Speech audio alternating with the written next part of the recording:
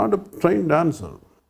It comes effortlessly. I mean naturally మీరు ఎలా అయితే సరదాగా dance is an expression of Joy.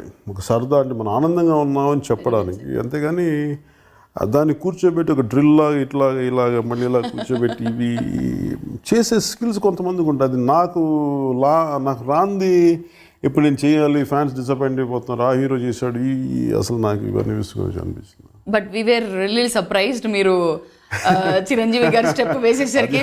అది కూడా బలవంతంగా మనం బాబీ గారిని అందరూ చేసి నాకు మొత్తం మిగతా డైరెక్షన్ టీం అందరూ అడిగి నాకు ఇలాంటి స్టెప్ కావాలి మాకంటే యాక్చువల్గా చాలా చెమట పట్టిన పరిస్థితి నాకు కదా. అందుకని ఏదో ప్రయత్నం అయితే చేశాను. కానీ ప్రయత్నం చాలా బాగుంది సార్. ఎక్కడ మీరు అంటే ఎఫర్ట్లెస్లీ చేస్తున్నట్టే అనిపించింది నాకు.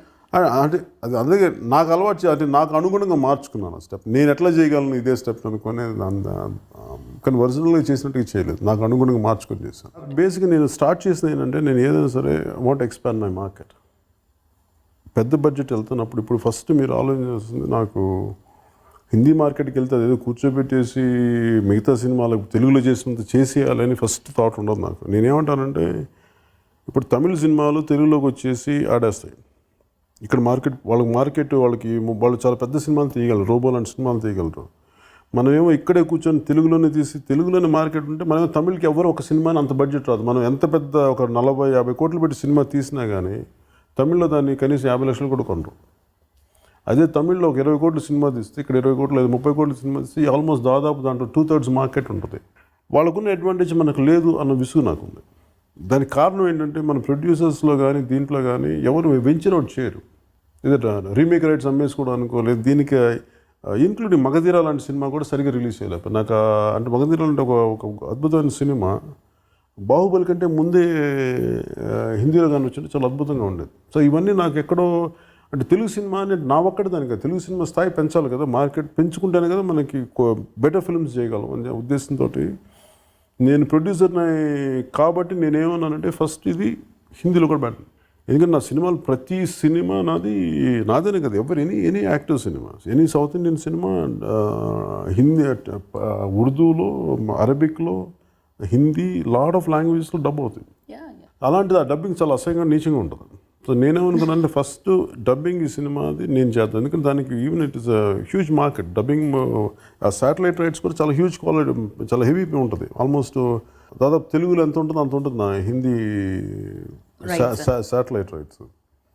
ఎంత ఎగ్జాక్ట్గా ఆల్మోస్ట్ దాని దరిదాపుల దగ్గరలోనే ఉంటుంది.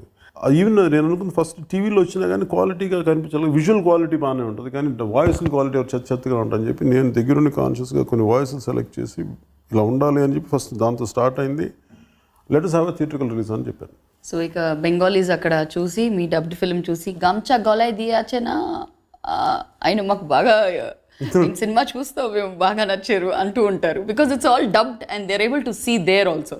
అది నాకు అంటే ఫస్ట్ అది ఒక సినిమాని మనం తీస్తున్నప్పుడు దాన్ని తెలియజెప్పడం ప్రతి దానికి అది అందరూ ఊహించుకున్న టార్గెట్లు కాదు. నేను ఒక థాట్ ప్రాసెస్తో ఉంటాను, నేను అనుకుని నేను పంపించాను. అంతేగాని కూర్చోబెట్టి అది ఎగ్జాక్ట్ తెలుగు స్థాయిలో ఉండాలి అని నేను ఎప్పుడు అనుకున్నాను. ఏ సినిమా రిజల్ట్ గురించి కాదు, ఫస్ట్ ప్రాసెస్ స్టార్ట్ చేస్తాను. దాని రిజల్ట్ ఇప్పుడు నేను ఎప్పుడో ఫస్ట్ సినిమా వచ్చిన కొత్తలో నాకు మొదటి రోజున 30 కోట్లు వస్తే నేను కలగంటానండి.